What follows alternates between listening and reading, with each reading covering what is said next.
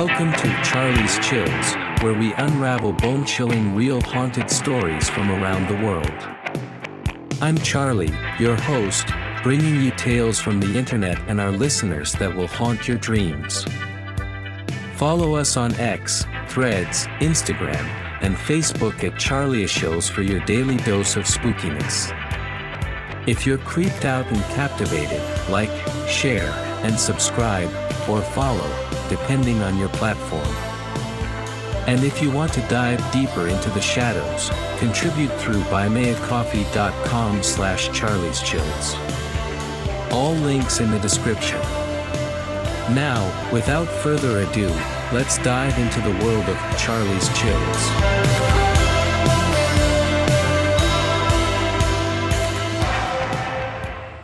In the heart of Sri Lanka, a land where ancient traditions collide with the modern world, Uncle S's eerie tales unfold like chapters from a dark and mystifying book.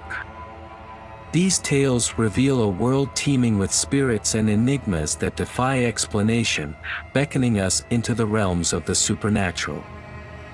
Uncle S, a fascinating character with an intriguing past, is at the center of these haunting encounters. At 56 years old and still single, he's traversed the spectrum of life's experiences. His younger years were spent amidst the hustle and bustle of Colombo Harbor, a place teeming with life, stories, and secrets. But as retirement beckoned, he embarked on a unique journey, one that would lead him down a path filled with spiritual exploration, meditation, devotion to Hindu gods, and even the allure of wanderlust. In simpler terms, Uncle S was what some might call a chill individual, unburdened by societal norms and open to the mysteries of the universe. During a recent visit to his modest abode, our conversation took an unexpected turn towards the supernatural. You see, Uncle S had a reputation among his family for being a magnet for the strange and the unexplained. And as fate would have it, that day he chose to share two bone-chilling stories that would forever alter our perception of reality. The first tale transports us back to Uncle S's 30s when he lived with his fiancée's family in the ancient and enigmatic Ambaldania village. Nestled within the heart of this village lay a colossal ancestral home that had weathered the sands of time. This architectural relic was reminiscent of the late 1880s and had witnessed generations of joy, sorrow, and secrets. The house, though now showing signs of wear, still retained its old-world charm. It had been constructed for an Arakshi, a term rooted in the colonial history of Sri Lanka, denoting a post of influence and responsibility. The Arakshi was the custodian of the area, tasked with maintaining peace, collecting revenue, and serving as a crucial bridge between the people and the British administration. The house, while steeped in history, concealed its own dark past. Outside the main house, a peculiar arrangement of structures awaited: squat toilets, storerooms, and a vast kitchen. This stark contrast in renovation bore witness to the family's reverence for tradition.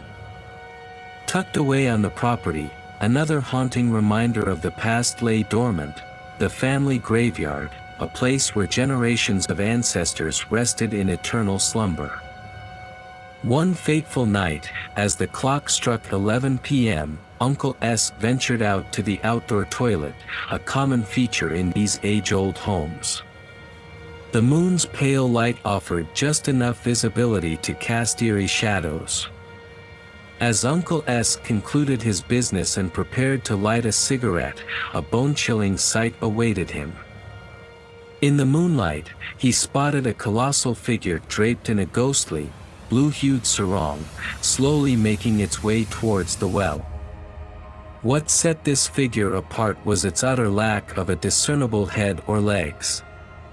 Curiosity overcame fear as Uncle S cautiously approached, striving for a closer look.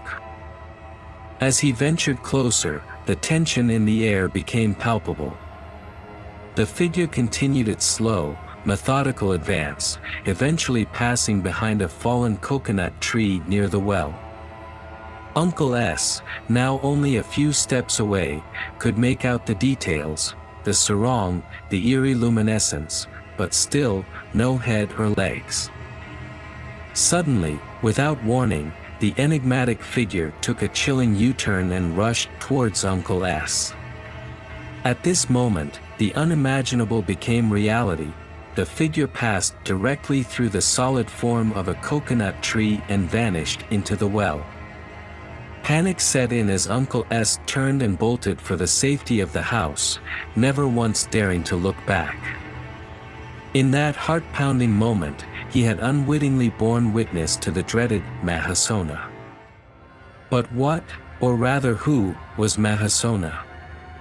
In the rich tapestry of Sinhalese folklore, Mahasona was a malevolent demon, a yaka, said to haunt the afterlife. The very name Mahasona sent shivers down the spines of those who dared to speak it. In Sinhala, it meant the greatest demon or demon of the cemetery. Some even considered Mahasona a god of terror, feared for his gruesome acts. Legend had it that this monstrous entity was once a giant, decapitated by another giant named Gotambra. Mahasona's malevolence extended beyond mere physical harm. He was believed to afflict his victims with debilitating illnesses. Uncle S's story was nothing short of an unearthly ordeal, a brush with the darkest aspects of folklore and the supernatural. Mahasona, a name that struck terror into the hearts of Sri Lankans, had crossed paths with him in the most surreal circumstances. The question remained, what was the true nature of this encounter, and had Uncle S truly survived the wrath of Mahasona?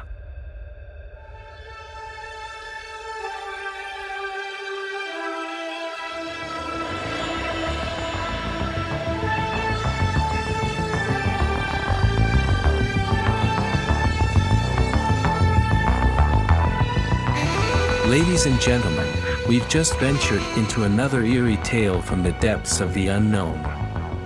But fear not, there's more spine-tingling content coming your way after this short break. While we take a breather, remember to follow us on X, formerly Twitter, Threads, Instagram, and Facebook, at CharlieShills, to stay updated on all things supernatural. If you've been enjoying these chilling stories, be sure to like, share, and subscribe, or follow, depending on your platform, so you never miss a heart-pounding episode. And for those brave souls who want to support our quest for the paranormal, consider contributing through buymeacoffee.com/charlieschills. So, don't wander too far. We'll be back with more hair-raising tales, inexplicable encounters, and unsettling.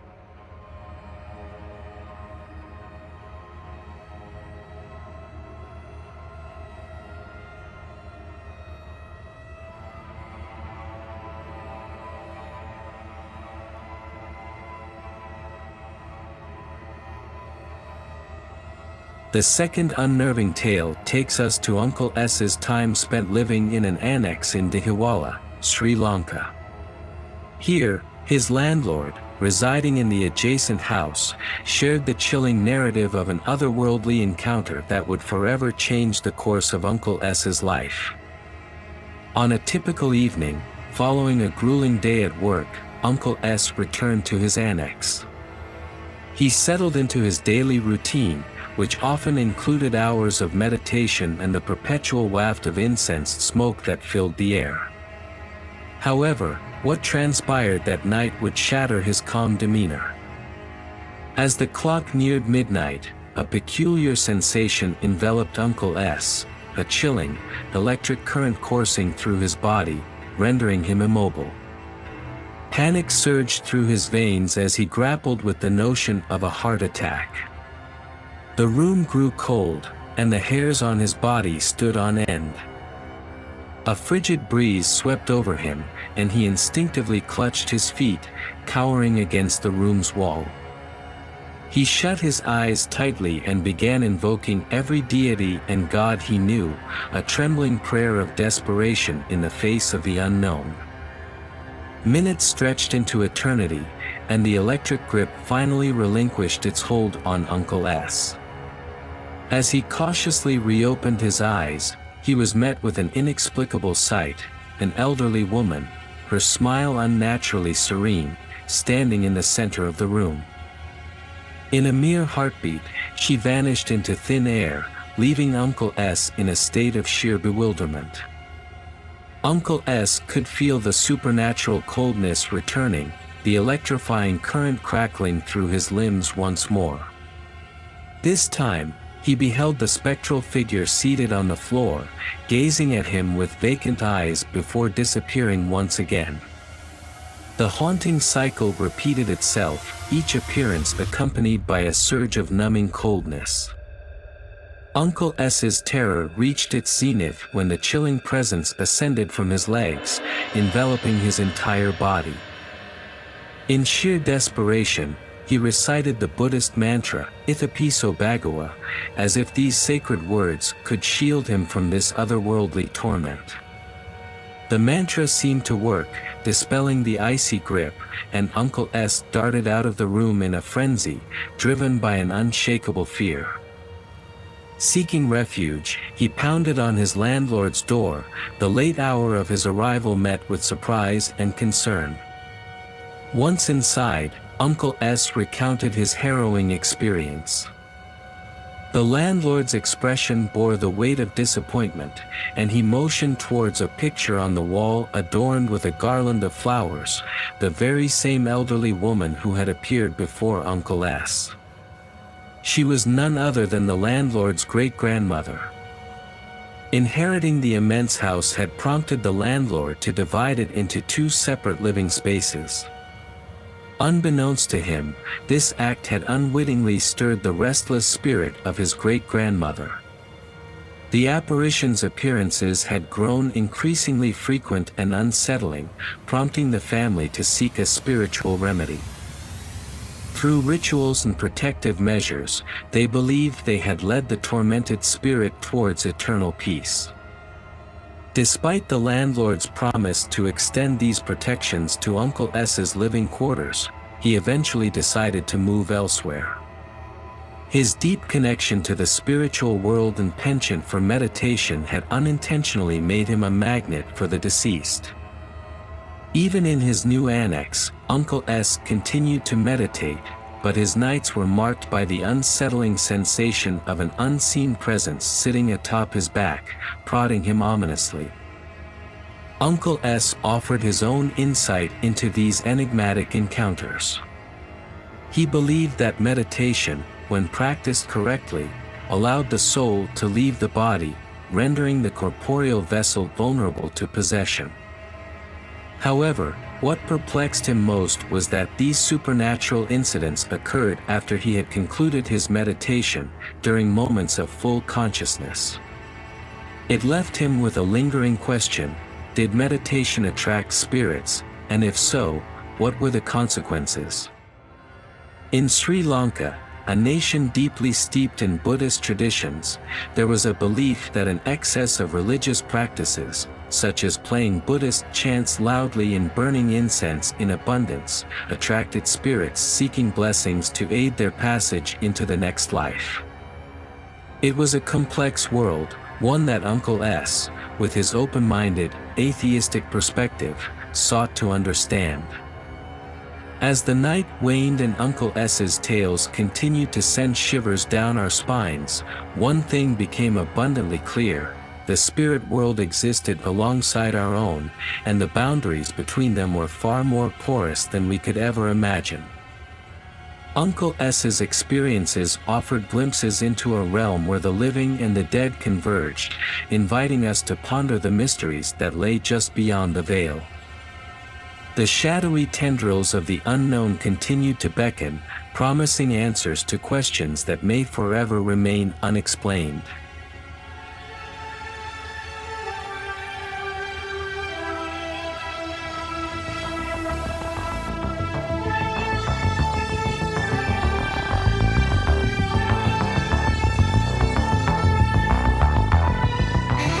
Ladies and gentlemen, we've just ventured into another eerie tale from the depths of the unknown. But fear not, there's more spine-tingling content coming your way after this short break.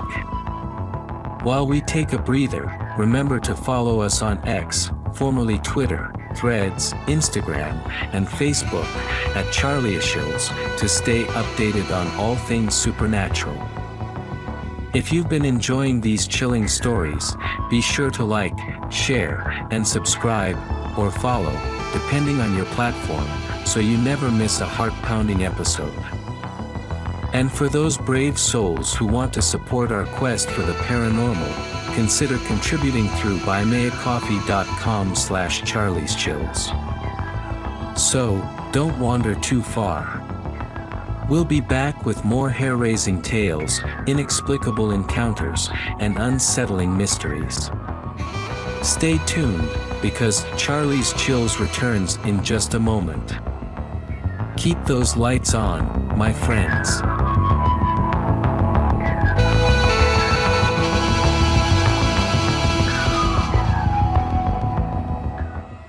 Alright, folks, I'm gonna give it my best shot to recount this eerie tale that happened to a buddy's brother. Might sound kinda dull at first, but stick around for the chills. Now, this fella in the hot seat goes by Gihan, and my pal's name is Sean. Sean and I used to be work buddies, but he switched gigs, though we still hung out, cracked a cold one, hit garage parties, and stayed in touch through WhatsApp and whatnot. So, let's rewind about 2 years back. It's around 10:30 p.m., and I'm chillin' at home when I get this call from Sean. I pick up, and the guy's bawlin', barely managing to blurt out that his second oldest bros had a bad accident and stuff. I nudge my wife, and we hit the road to his place that very night, hoping we can lend a hand and share in his sorrow. Turns out, it's all true. Gihan's gone, met his end in a motorcycle accident. Gihan had been on cloud 9 earlier that day, 'cause he got the green light to live and work over in Japan. His girl was with him, the family was celebrating, and he dropped her off at her crib in the evening. But after that drop-off, he never made it home. 2 days later, he's back, but in a coffin. Now, fast forward about 4 months. I'm at work, and at this odd hour, I get a call from Sean. He says there's CCTV footage of Gihan's accident and asks if I can drive him after work to the spot where his brother met his fate. I'm game, so I agree, and I pick him up. This place we're headed to, let me tell ya, it's got a sinister rep for accidents. I couldn't wrap my head around why this spot's become a magnet for mishaps. We park the car and scout around a bit. Eventually, we stumble upon a shop and manage to get our hands on that CCTV footage. All we got to see was a mere 7 seconds of eerie footage. Gihan, cruising on his bike, just seconds before he collides with a solid concrete light post. What's bizarre is, he's turning his head, like he's trying to catch a glimpse of someone sitting on the back seat. We played that clip over and over, and it's undeniable, Gihan was trying to see who the heck was with him. The shop owner spilled the beans that this very spot had a dark history. Once upon a time, a newlywed couple bit the dust here in a similar fashion, marking the first accident. After that, this place became infamous for motorcycle accidents. And each time, the rider, just before the crash, would whip their head around, as if someone was hitching a ride on the back. Now, if that ain't enough to send shivers down your spine, I don't know what is. Strange, ain't it?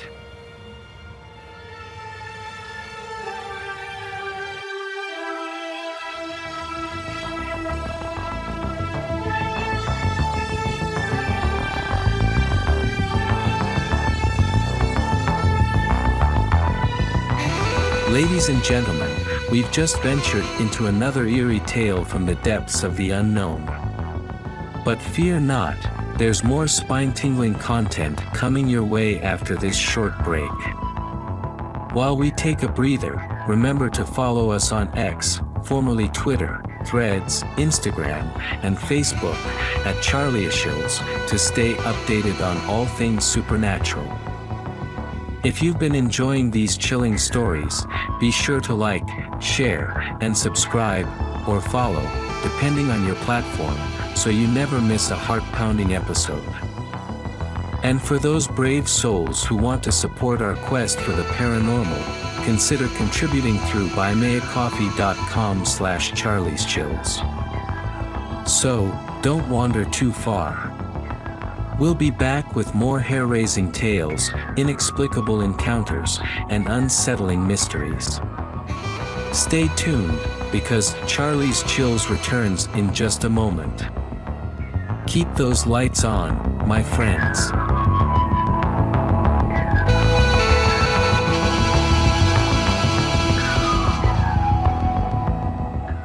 In 1942, there were three young guns, Violet, Lucy, and Johnson. They were tight, like peas in a pod, with a whole gang of buddies at their side. But, you see, Lucy and Johnson, they had something more special going on. Love, as everyone in their crew knew, was in the air. These two lovebirds had a routine. They'd rendezvous near the beach daily, thanks to Violet's sly assistance, and occasionally with a few sneaky pals. Now, Lucy and Johnson decided it was time to take the plunge, so they spilled the beans to their folks. Smooth sailing followed, with the elders kickstarting wedding preparations. Youngsters, of course, were ecstatic, teasing the soon-to-be newlyweds like youngsters do. Then, one day, Violet fell ill. So, she couldn't tag along with her sis, Lucy, to their beloved beach spot. Lucy had to go solo, dodging the curfew that girls had to obey after 6 p.m. in those days. Lucy managed to reach her destination, and after a good hour of chat, she and Johnson hit the road around 7:30 p.m. Lucy insisted on walking back home alone. It wasn't too far, just a 10 to 15 minute stroll from the beach. Johnson reluctantly agreed, and they parted ways. Fast forward to 11 p.m., Violet started to fret. Lucy hadn't returned, so she had to spill the beans to her folks. Her old man and uncle were fit to be tied. They hightailed it to the beach, but not a soul in sight. Next stop was Johnson's place, and he spilled the beans that they'd left at 7:30 p.m. Johnson, in a frenzy, ran to his buddies to get help in finding Lucy. Hours passed, and the guys didn't come home. The ladies were on edge. One of Violet's aunts caught a glimpse of Lucy near the mango tree. She was ghostly pale with a strange skin tone. In the blink of an eye, Lucy vanished. The aunt screamed, tears streaming, recounting the eerie encounter. Confusion swirled. To believe or not to believe? Lucy's ma was having none of it. She brushed it off as stress-induced imagination, telling everyone to calm down, claiming nothing was awry. But Violet? She was worried sick. At 9:45 a.m., the guys finally returned, tears in their eyes. Villagers gathered, and what they saw sent shivers down their spines. Lucy was lifeless, cradled in Johnson's arms. They'd discovered her body in a river, a mere 5-minute trot from their homestead. She'd been done in by some drunken louts who tossed her in the river. Those thugs were easily fingered, notorious bullies in the village. 1 month rolled by, and Violet's pop made a decision. He decided to hitch her to Johnson. After some chit-chat, they tied the knot in a low-key ceremony, no fancy shindigs. On their wedding day, Johnson led Violet back to the beach, where he saw Lucy, sitting on a rock, grinning like a Cheshire cat, before vanishing into thin air. Johnson was shattered, but time, it has a way of mending. Years rolled on, and Violet worked her magic, pulling Johnson back from the abyss. The day their firstborn, a baby girl, arrived, things took an eerie turn. Violet spotted a shadow leaning over the baby, planting a kiss on her forehead. She was dumbstruck, for she knew it was Lucy. A warm touch caressed her stomach, and then the shadow faded. They found their happiness, living a good life. Today, my grandma Violet is 88, my grandpa Johnson is 93, and that little baby, well, she's my mom.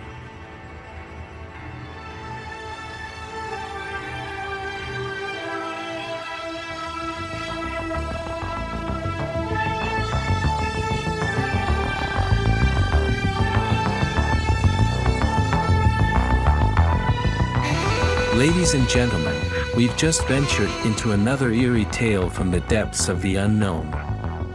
But fear not, there's more spine-tingling content coming your way after this short break.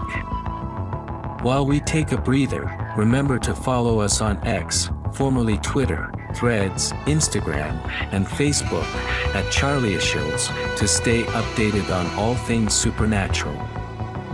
If you've been enjoying these chilling stories, be sure to like, share, and subscribe, or follow, depending on your platform, so you never miss a heart-pounding episode. And for those brave souls who want to support our quest for the paranormal, consider contributing through buymeacoffee.com/charlieschills. So, don't wander too far. We'll be back with more hair-raising tales, inexplicable encounters, and unsettling mysteries. Stay tuned, because Charlie's Chills returns in just a moment. Keep those lights on, my friends.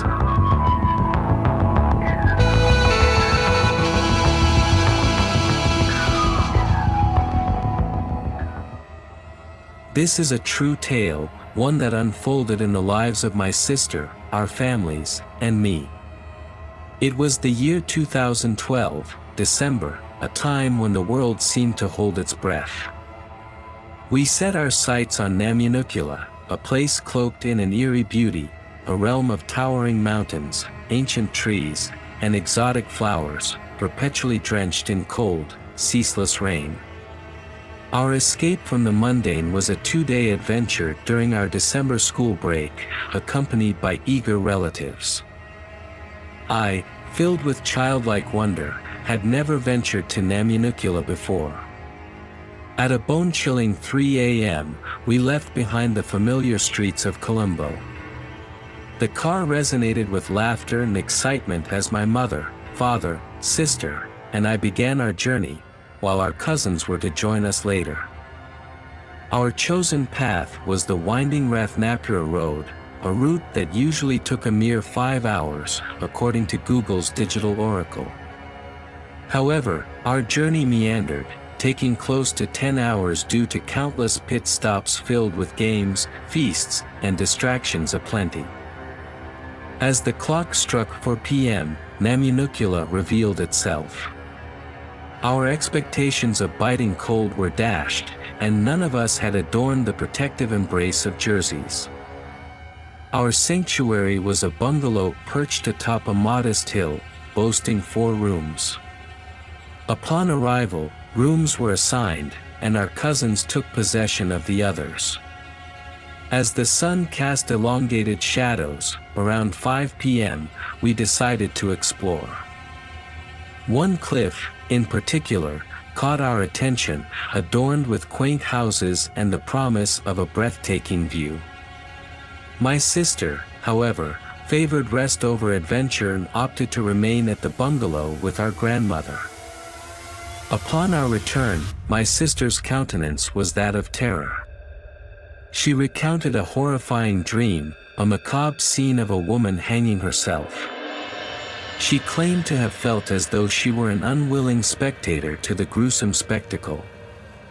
I chuckled at her account, dismissing it as a mere product of her vivid imagination. My mother, however, offered solace, attempting to calm her racing heart. The night descended, and my sister's unsettling dream refused to loosen its grip. Fate, it seemed, had more in store for us. Around 10 p.m., the power vanished, plunging us into a disorienting darkness. We summoned the courage to sing by the flickering candlelight, but as the midnight hour drew near, exhaustion crept in, and we reluctantly retired to our beds, a palpable unease hanging heavy in the air. I nestled beside my mother on a shared bed, my sister occupying a single bed nearby, while my father staked out a spot near the window. As my head met the pillow, I succumbed to sleep. Sometime later, my mother's hushed conversation with my sister roused me from slumber. The power had returned, but what chilled me to the bone was the recurrence of my sister's nightmare. She spoke of the woman hanging herself once more, her fear emanating palpably. My mother consoled her, brewing a calming cup of tea, yet none of us managed restful sleep that night. Morning broke, and we ventured outdoors, only to uncover that our spine-tingling experiences were not isolated incidents. One of our cousins had her own chilling encounter to share. Mysterious knocks had disturbed her sleep, initially mistaken for one of us playing a prank. Annoyed, she stormed to the door, only for it to suddenly slam shut, awakening her husband. Rushing to investigate, she swung the door open, expecting to confront the mischievous culprit. But there was no one there. As the power flickered out, a sense of foreboding overwhelmed her, and an eerie odor, known as paranormal, wafted through the room, a sinister presence made manifest. She spent the remainder of the night wide awake, as restless as the rest of us. We all shared our spine-chilling experiences, revealing a pattern that sent shivers down our spines. Unbeknownst to the man who prepared our meals, he disclosed the most unnerving detail: the suicide of a Tamil woman just 2 days before our arrival. Her life had ended on a mountain in one of the nearby houses, and the police were still probing the incident. A collective shiver ran down our spines, especially my sister, who had dreamt of the same woman's demise.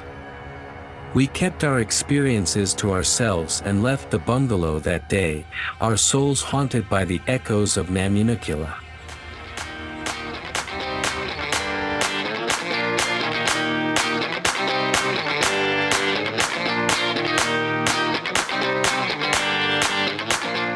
As we wrap up another spine-tingling episode of Charlie's Chills, thank you, fearless listeners, for joining our eerie exploration.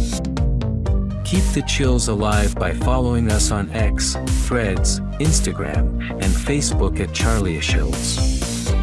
Like, share, subscribe, or follow, and stay connected. For those who dare to venture further, consider contributing through buymeacoffee.com/charlieschills. Your support fuels our haunting tales.